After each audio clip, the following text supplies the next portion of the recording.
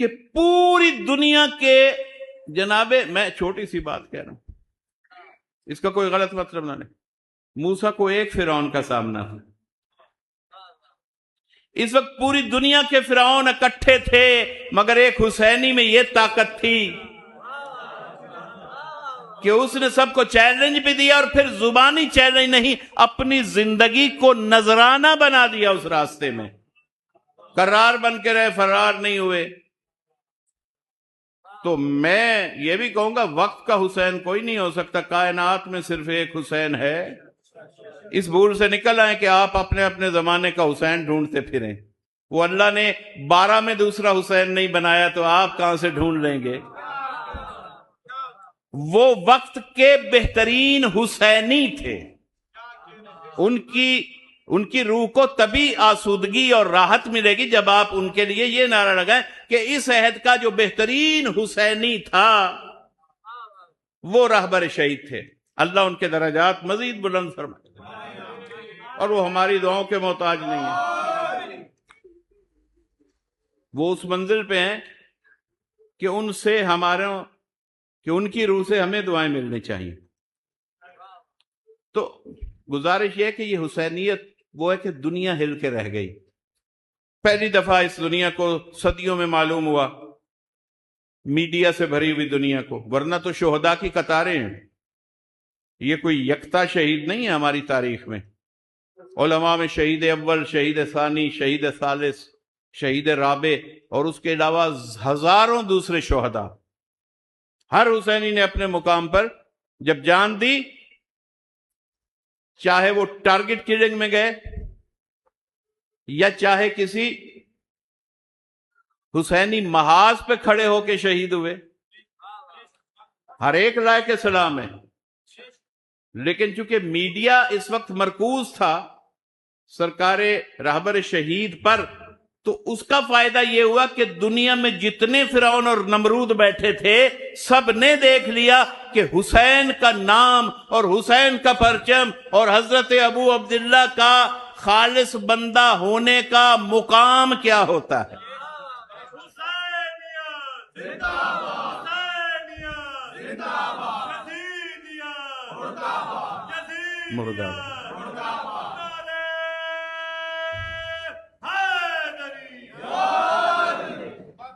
تو نشأت ثانیہ ہو جاتی ہے اس طرح،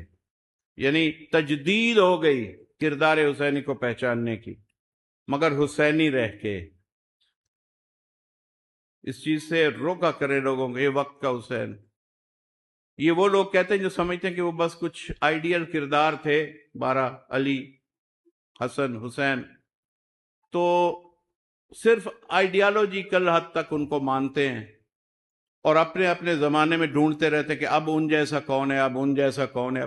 نہیں، آپ ان کے فالورز بنے، جو فالوئنگ میں سب سے آگے ہوگا وہ سب سے بڑا حیدری ہوگا، جو فالوئنگ میں سب سے آگے ہوگا وہ سب سے بڑا حسنی و حسینی ہوگا۔ لیکن نہ کوئی علی کہلا سکتا ہے، نہ کوئی حسن کہلا سکتا ہے، نہ کوئی حسین، وہ یکتا تھے، قیامت تک ان کی مثل کوئی ہو نہیں سکتا، کیونکہ یہ مسئلہ عام نہیں ہے۔ وَمَن يُعَظِّمْ شَعَائِرَ اللَّهِ فَإِنَّهَا مِن تَقْوَى الْقُلُوبِ، یہ قلوب کے تقوی کی پہچان ہے کہ وہ حسینی تو تسلیم کرے کہ وقت کا بہترین حسینی کون ہے، لیکن اس کا ایمان یہ اجازت نہ دے کہ جس سے بھی متاثر ہو جائے اسے وقت کا حسین کہہ دے۔ یہ چیز ہمارے لیے، ہمارے عقیدے، کچھ باتوں نے، کچھ سیاسی امور نے، فضاؤں نے عقیدوں کے پلے کچھ نہیں چھوڑا۔ عقیدے کی حفاظت کریں، عقیدہ محفوظ ہے، عقیدے میں صرف وہی رہیں گے، توحید، عدل، نبوت، امامت، قیامت۔ یہ ذیلی چیزیں ہیں کہ کس عہد میں امام کے لیے بہترین قربانی کس نے پیش کی، اور جس نے بھی پیش کی یقیناً وہ انصار حسینی میں ہے۔ اور جب آپ مولا کے انصار کی زیارت پڑھتے ہیں نا، تو آپ کو کچھ کہنے کی ضرورت نہیں، نئے نام اپنی طرف سے ایڈ کریں نہ کریں، جس نے بھی نصرت حسین کی، جس بھی زمین پر وہ ناصر بن کے سویا، یہ زیارت اور یہ سلام اور یہ درود خود بخود اس تک پہنچ جائیں گے۔ کیونکہ اللہ کے پاس نظام ہے، ہم نے کوئی ہرکارہ نہیں بھیجنا کہ ان کے پاس جا کے پہنچا دیجئے، ملائکہ منتظر ہیں۔ جو ناصر حسین ہے، جب آپ السلام علیکم یا انصار اللہ کہتے ہیں، السلام علیکم یا انصار رسول اللہ، السلام علیکم یا انصار امیر المومنین، السلام علیکم یا انصار سیدت نساء العالمین، السلام علیکم یا انصار ابی محمد الحسن المجتبی، السلام علیکم یا انصار ابو عبداللہ الحسین۔ اب نصرت کے لیے محدود نہیں ہے کہ صرف وہ 72، جس نے جہاں جہاں حسین اور حسینیت کی نصرت کی، یہ زیارت اس تک جا رہی ہے، لیکن سب سے پہلا مقام انہی کا ہے جو حسین کے ساتھ تھے۔ اس کی ایک میں مثال پیش کر دوں۔ علامہ مجلسی علیہ الرحمہ بہت بڑی شخصیت، کوئی عام انسان نہیں تھے، عقیدہ سمجھانے والے علماء میں، روایات حدیث ہم تک پہنچانے والے بہت بڑے محسن اس ملت کے علامہ مجلسی۔ تو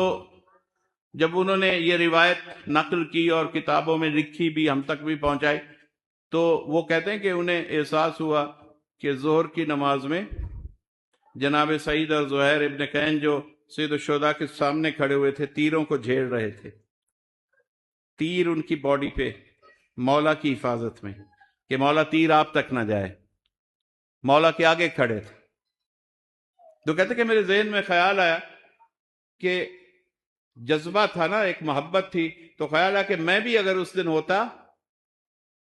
تو میں اسی طرح سے، اسی سنت پہ چلتا، میں بھی اسی طرح سے اپنے آقا کے لیے تیروں کو سینے پہ جھیلتا۔ کہتے ہیں انہیں خواب آیا، یہ روایات میں لکھا، علماء نے لکھا، اور انہوں نے بیان کیا کہ انہیں خواب آیا کہ عاشور کا دن ہے، مولا دشمنوں میں گھر گئے ہیں، علامہ مجلسی، اور حضرت اسی طرح نماز کے لیے کھڑے ہوئے ہیں، سادہ ہوئے ہیں، کچھ نمازی پیچھے ہیں، مجاہدین سرکار کے ناصرین وہ پیچھے ہیں، تو علامہ آگے آ جاتے ہیں کہ مولا آپ پر حملہ ہو رہا ہے، میں آپ کو بچانے کے لیے کھڑا ہوں گا۔ جو سوچا تھا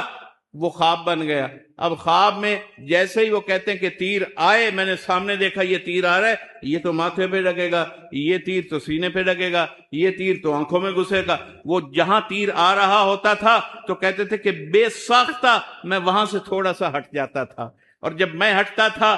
میں آگے سے جو ڈھال بنا ہوا تھا، میں ہٹتا تھا تو تیر سیدھا امام کے سینے میں جا لگتا تھا،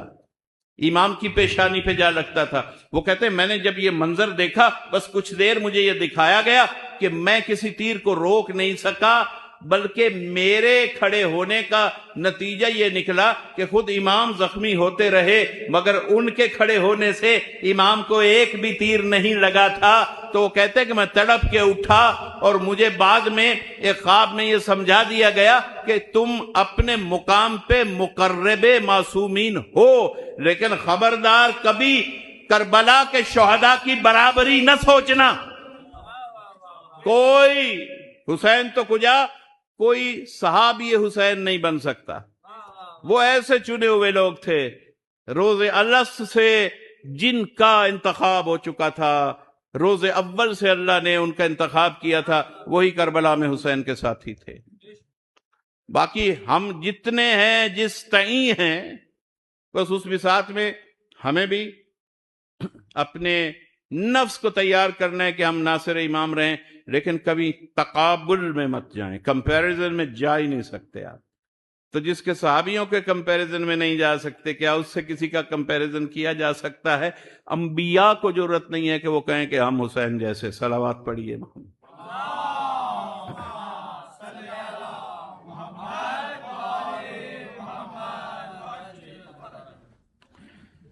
تو اس سے اگلی چیز ہے کہ ہم امام کے ناصر ہوں، قربانی اور پھر نصرت امام کا جذبہ سیکھیں کہ نصرت کا میں